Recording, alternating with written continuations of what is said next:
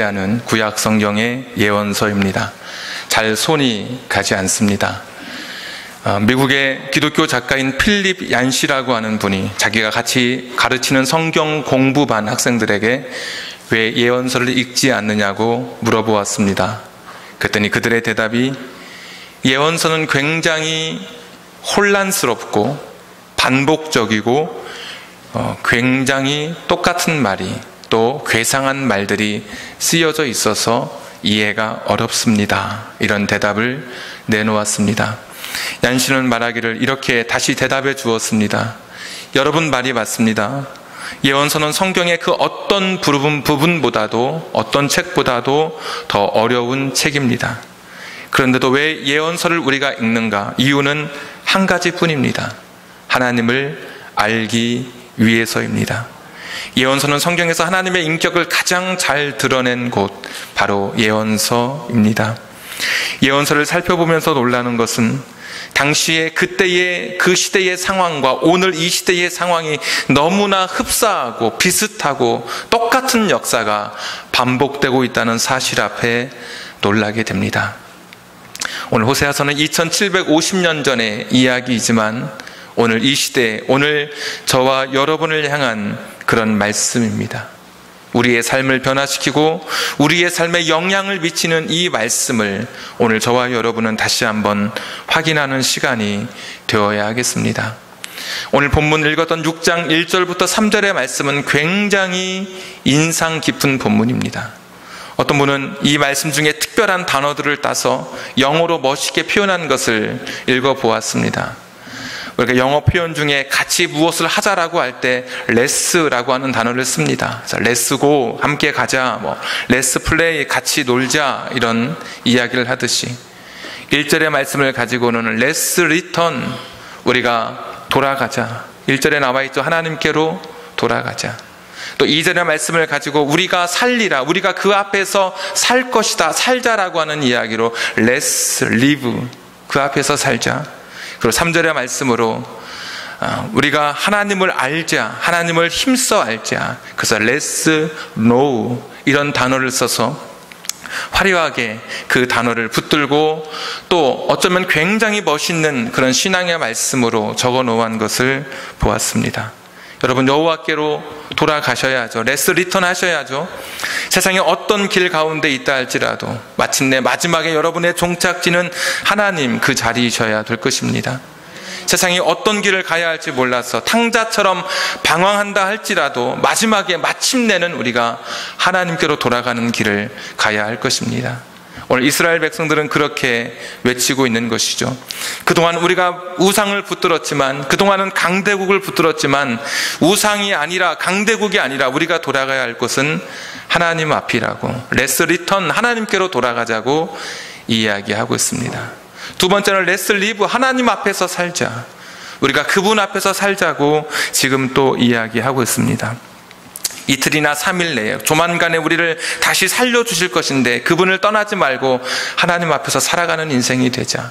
여러분, 굉장히 인상 깊고 우리의 마음속에 새기고 싶은 말씀입니다. 세 번째가 let's know, 하나님을 알자. 이 세상에 그 많은 수많은 지식이 있고 그 많은 철학과 대단한 학문들이 우리 곁에 존재한다 할지라도 하나님을 아는 것이야말로 가장 귀중한 것이 아니겠습니까? 구멍난 배에서 철학이 무슨 필요가 있고 심리학이 무슨 필요가 있고 사회학이 무슨 필요가 있습니까? 수영이 필요한 것처럼 이 세상에 많고 많은 지식 중에 우리가 알아야 할 것은 하나님이라고 하는 것. 그래서 let's know, 하나님을 알자라고 그들은 고백하고 있는 것입니다. 그런데 오늘 여기 나와 있는 하나님께로 돌아가자, 하나님 앞에서 살자, 하나님을 알자라고 고백했던 이런 고백의 말씀, 굉장히 좋은 말씀인데도 불구하고 성경을 조금 주의 깊게 읽어본 사람, 그리고 오늘 이 말씀 앞에 고민하고 있는 사람들에게는 사실 이 말씀이 조금은 어려운 그런 말씀입니다.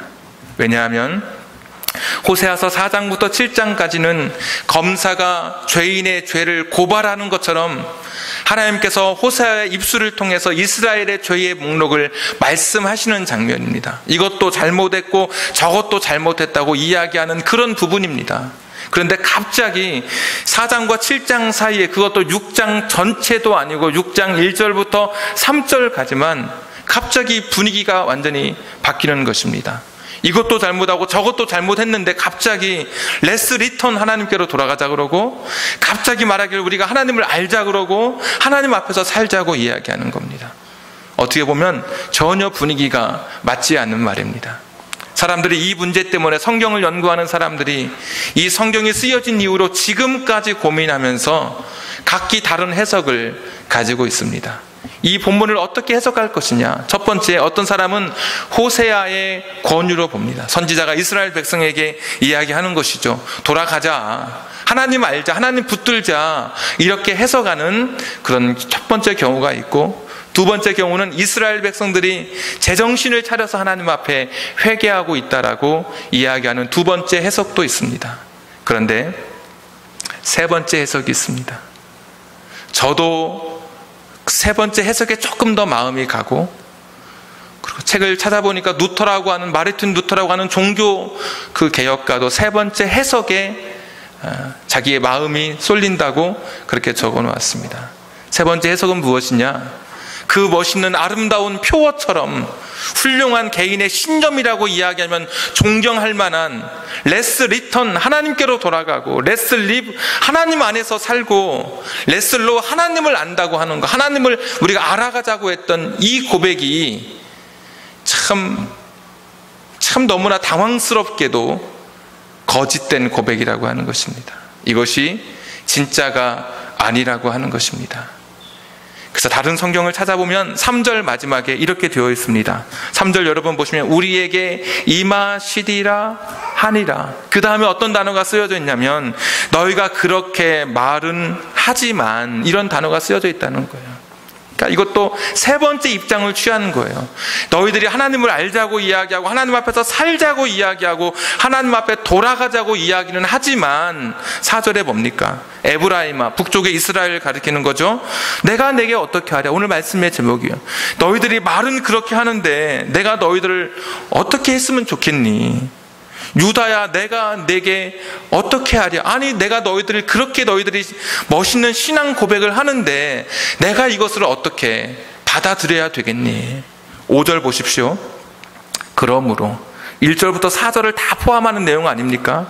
너희들이 그렇게 멋있게 신앙 고백을 하는데도 불구하고 내가 너희들의 말을 어떻게 받아들여야 되겠니? 5절, 그러므로 내가 너희들을 심판할 수밖에 없다는 거예요. 그러면 1절부터 3절의 내용은 무엇이냐?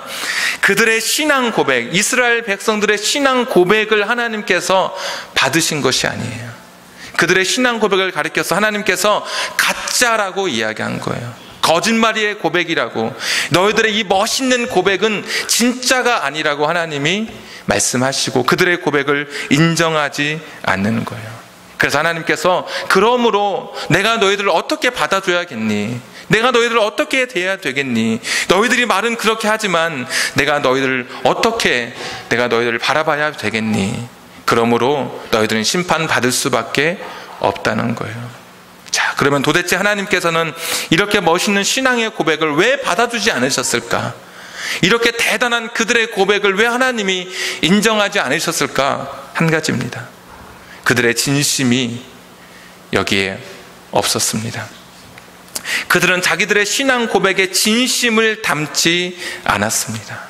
여러분 4절 다시 한번 보십시오.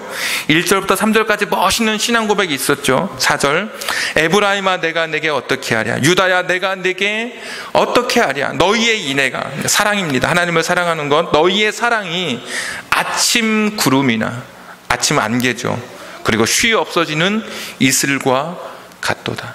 너희들이 지금껏 나를 사랑한다고 고백하고 내게 돌아오겠다고 이야기하고 나를 안다고 이야기하고 내 안에서 살겠다고 이야기했던 그 신앙의 고백이 아침 안개처럼, 그리고 아침 이슬처럼 그냥 쉽게 사라져버리는, 금방 사라져버리는 아주 값싸고 헛된 고백이라고 이야기하고 있는 것입니다.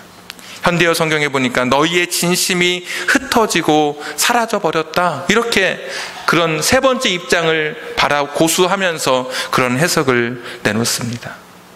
사랑한다고 고백했는데 금방 사랑하지 않는 모습을 보여요. 여러분, 남자와 여자 간에 내가 너를 참 사랑해 그랬는데 5분도 안 돼서 사랑하지 않는 모습을 이 사람에게, 상대방에게 보여주면 여러분, 사랑한다고, 이 사람이 나를 사랑한다고 믿어줄 수 있을까요? 못 믿죠. 어떤 학생이 저 공부 열심히 하겠습니다. 그래, 열심히 해. 5분간 열심히 하고 다른 것을 해요. 너 왜 안 하니? 열심히 할 거예요. 또 5분간 하고 다른 것을 해요. 여러분, 열심히 한다고 말할 수 있을까요? 어떤 남편은 자기가 분이 나면 아내를 때립니다. 폭력을 가합니다. 그리고 나서 금방 내가 다시는 안 할게. 내가 다시는 폭력을 휘두르지 않을게. 그리고 얼마 먹까 또 해요. 또 해요. 또 해요. 정말 폭력을 휘두르지 않는 사람인가요? 아니죠. 어떤 사람은 남의 것을 습관적으로 훔치는 사람이 있어. 너 하지 마. 이제 안 할게요. 근데 또 해요. 또 해요. 여러분, 어떻게 봐야 될까요? 그의 고백이 진짜일까요? 그의 진심이 담겨져 있다고 말할 수 있을까요? 그렇지 않죠. 이스라엘 백성의 삶이 그런 거예요. 하나님 앞에 우리는 하나님께로 돌아가겠다고, 하나님 앞에서 살겠다고, 하나님 알겠다고, 알아가자고 이야기했지만 그들의 삶에는 진심이 없는 거예요. 아침 안개처럼, 그리고 금방 사라지는 이슬처럼 순식간에 그들의 고백은 다 흩어지고 덧없이 흘러가 버리고 말았어요.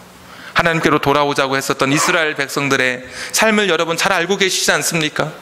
우리 교회가 지금 성경 읽기 순서에 따라서 말씀을 전하고 있으니까 이사야 선지자를 통해서 말씀 들으셨죠? 예레미야의 외침 들으셨죠? 에스겔 골짜기의 이야기 들으셨죠?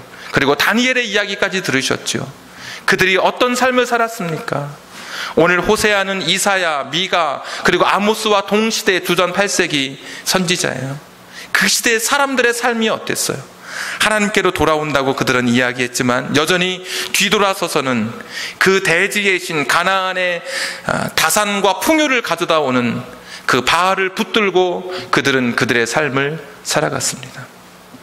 하나님께로 돌아가자고 이야기했지만 그들은 여전히 한 손에는 하나님을 붙들고 또 한 손에는 바알을 붙들고 우상을 붙들고 살아갔던 사람들이 이 시대의 사람들이었습니다. 그러면서도 그들은 하나님께 돌아온다고 이야기하는 거예요. 하나님이 믿을 수가 없는 거예요. 그런 신앙의 고백을. 그런 고백을 하나님께서 받아줄 수가 없는 거예요. 실제로 지금도 저 메소포타미아 지역에서 발견되는 고고학의 유물들을 보면 그 산당 같은 제단의 모양이 나오는데 하나는 하나님을 향한 제단이 있고 왼쪽에는 가나안의 신 바알과 아스타로스를 섬겼던 그 제단이 양쪽에 똑같이, 여기 화분이 있는 것처럼 똑같이 두 개가 놓여져 있습니다. 하나님께도 예배드리고 바알에게도 절하면서 자기들의 축복을 구한 것입니다. 그러면서도 하나님께로 돌아가자고 그들은 이야기했습니다.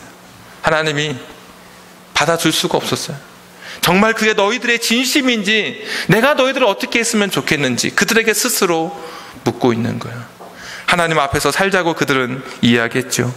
근데 그들은 하나님 등지고 살았던 사람들입니다.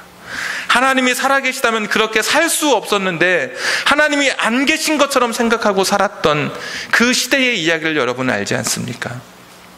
재판을 하는데 사람들이 공정하게 재판하지 않아요. 힘 있는 사람은 죄인이라도 용서해주고 힘없는 사람은 더 가혹하게 처벌했어요. 하나님이 살아계신다면, 하나님, 지금 내가 하나님 눈앞에 있다면 절대로 그렇게 살아갈 수 없었죠. 하나님 없이 살아간 사람들의 삶을 여러분 알지 않습니까? 가난한 사람의 옷을 빼앗았습니다. 그러면 해 지기 전에 그 옷을 돌려줘야죠. 그 하나밖에 없는 담보물이라면 그가 그 밤에 추운 이슬을 막아주는 담요였기 때문에 돌려줘야죠. 하나님 말씀이죠. 그런데 그들은 돌려주지 않았습니다. 하나님이 정말 살아계시다고 그들이 고백하고 느꼈다면 절대로 그렇게 살아갈 수 없었습니다.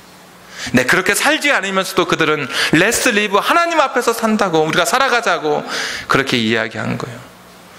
이들의 진심을, 이게 정말 어떻게 하나님이 진심으로 고백하는 것인지 아닌지 하나님 보시면서 어떻게 그걸 받아들일 수 있겠어요?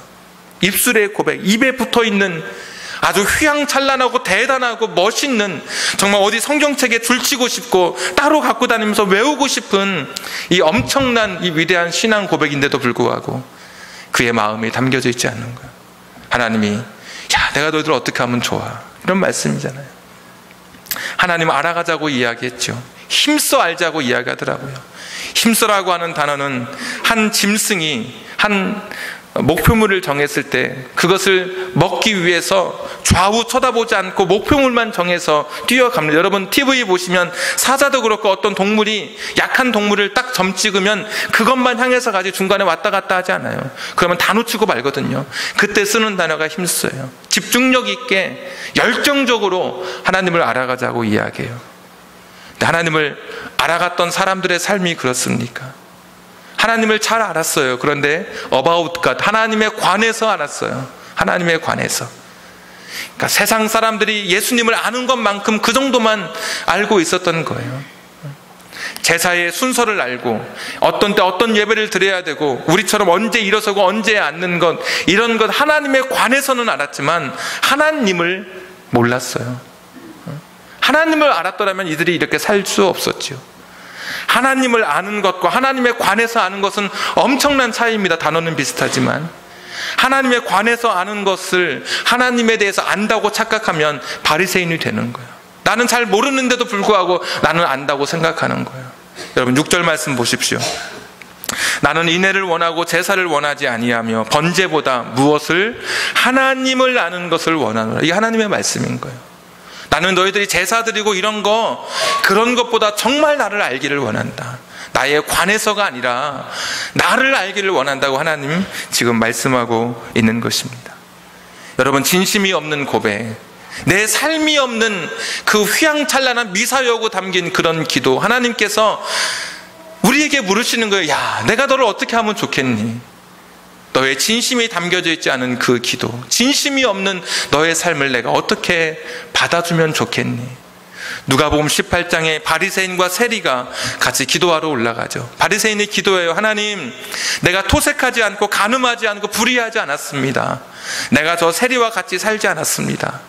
하나님, 나는 11조도 하고 나는 정기적으로 금식도 했습니다.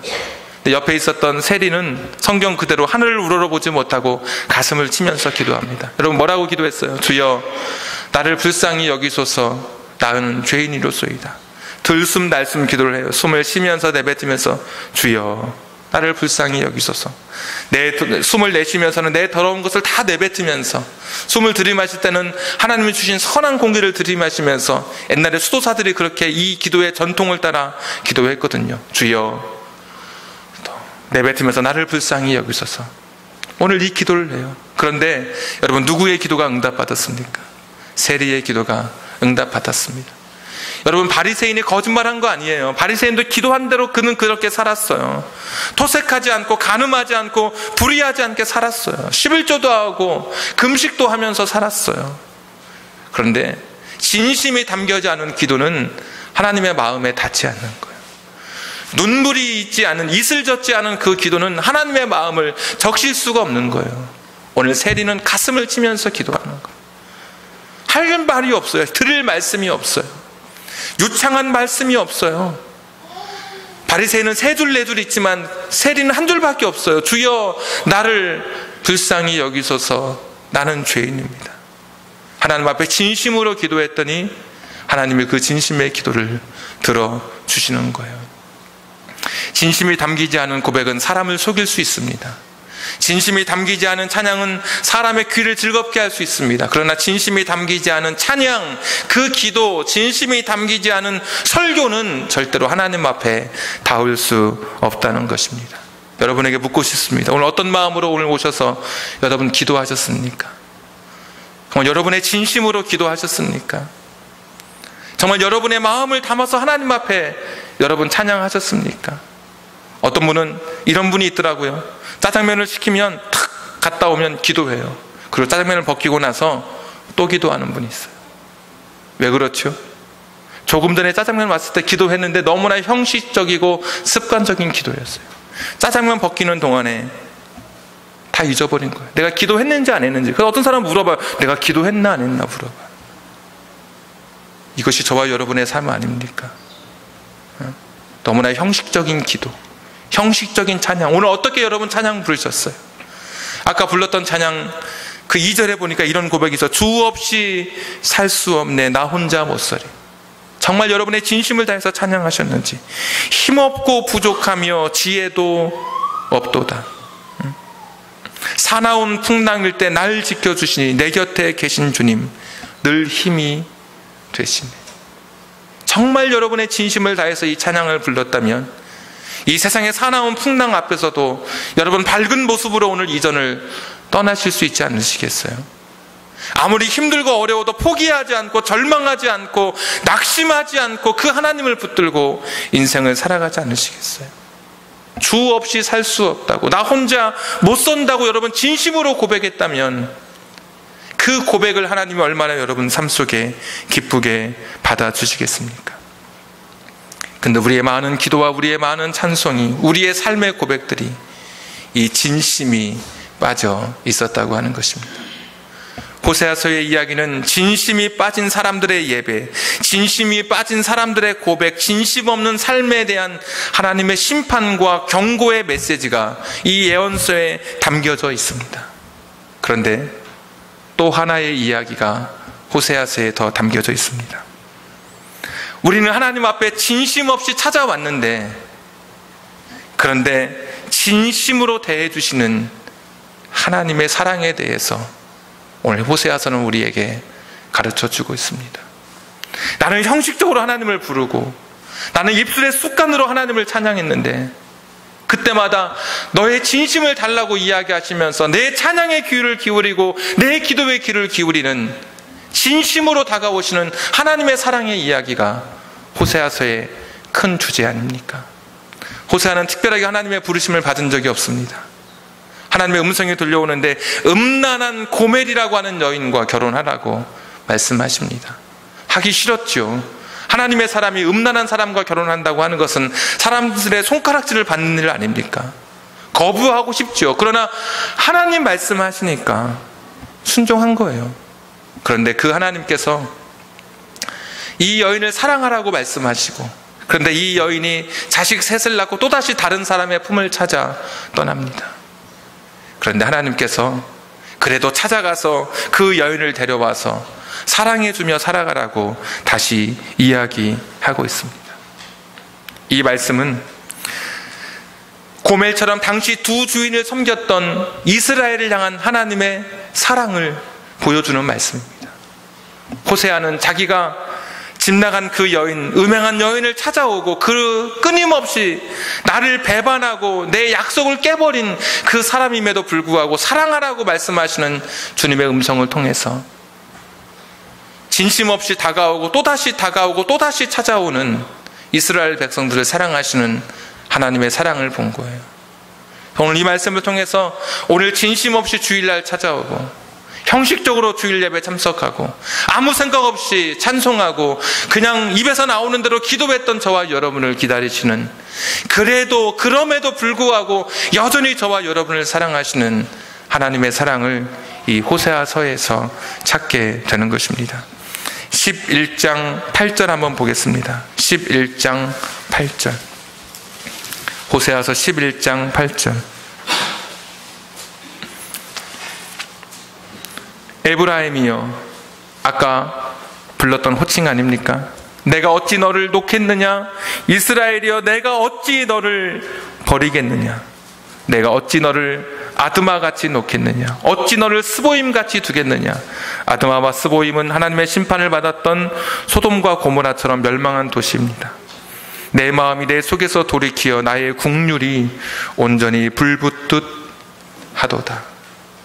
하나님의 사랑이 여기 나오죠. 내가 어찌 너를 놓겠느냐? 내가 어찌 너를 버릴 수 있겠느냐?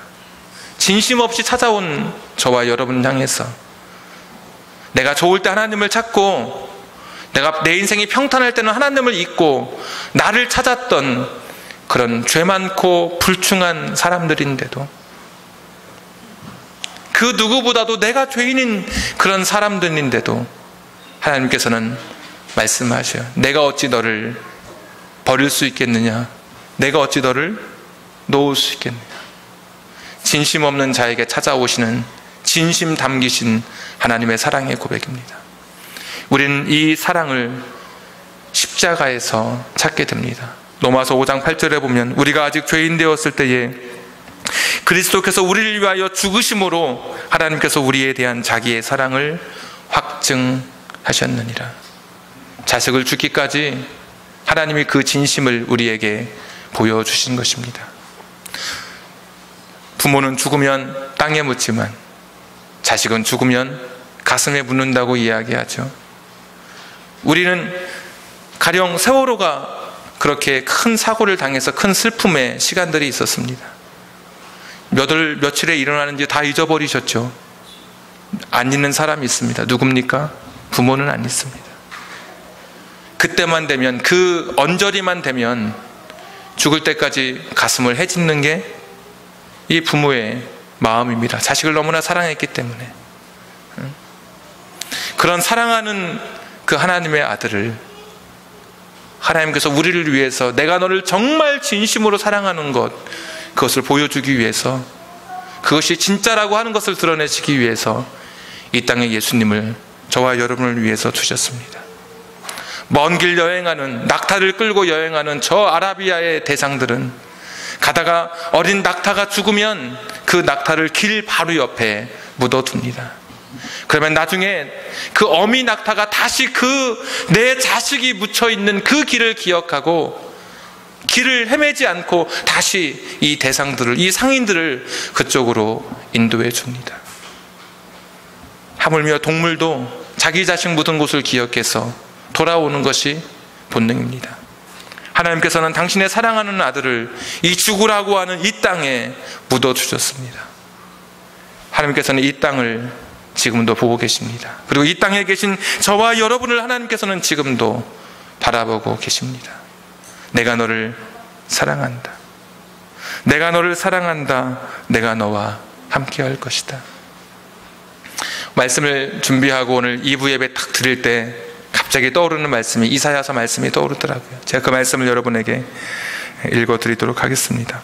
이사야서 44장 21절의 말씀. 야곱아 이스라엘아 이 일을 기억하라. 너는 내 종이니라. 내가 너를 지었으니 너는 내 종이니라. 이스라엘아 너는 나에게 잊혀지지 아니하리라. 너는 나에게 잊혀지지 아니하리라. 자식을 주신 그 하나님의 사랑, 예수님을 주시기까지 사랑하신 그 하나님의 사랑, 그리고 이사야서 49장에는 내가 너를 내 손바닥에 새겼고, 진심 없이 찾아봤는데, 진심 없이 그분의 이름을 불렀는데, 내 마음의 깊은 곳에서 나오는, 그런 내 속에서부터 흘러나오는 그런 신앙의 고백 없이 하나님을 찾았는데 그분은 우리를 진심으로 대해주시고 나는 너를 절대로 잊지 않을 것이라고, 나는 그 사랑으로 너를 붙들어주고 있다고 말씀하고 있습니다. 말씀 한 절만 찾고 오늘 말씀 맺겠습니다. 호세아서 2장 19절 말씀. 호세아서 2장 19절 말씀. 호세아서 2장 19절 말씀. 아직 줄 치지 않으신 분은 2장 19절 20절은 줄 쳐도 됩니다. 내가 내게 장가들어, 하나님의 말씀이죠. 영원히 살되 공의와 정의와 은총과 긍휼히 여김으로 내게 장가들며, 하나님 우리와 약속하신 것이죠. 내가 너의 신랑이 되어주시겠다고. 20절 진실함으로, 진심으로 내게 장가들리니 내가 여호와를 알리라. 혹시 이미 결혼하신 분 중에 상대방에 대한 실망감이 있을지라도 절망하실 필요 없습니다. 하나님께서 영원한 신랑이 되어주신다고 하셨습니다. 내가 진실함으로 내게 장가들게. 오늘 그 하나님이 저와 여러분의 신랑이 되어주십니다. 우리 같이 찬양 한 곡 부르고 기도하겠습니다.